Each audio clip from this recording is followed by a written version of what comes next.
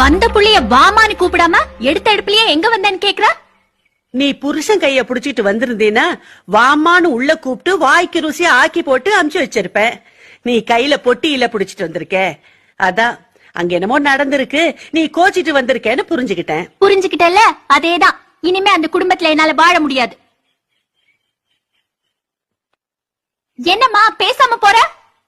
என்ன பேசுறது? அவங்க யாருன்னு தெரியுமில்ல? கரிச்சிபாளையம் பண்ணைக்காரங்க, என் அண்ணன் பசங்க.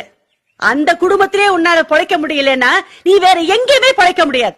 எங்கேயும் பொழைக்க வேண்டாம். நான் இனிமே இங்கேயே தங்கலாங்கிற முடிவோட வந்திருக்கேன். பைத்தியக்காரி, ஒரு பொண்ணுக்கு கழுத்துல தாலி ஏறிட்டாலே கட்டையில போற வரைக்கும் கட்டவும் வீடு தாண்டி நிரந்தரம்.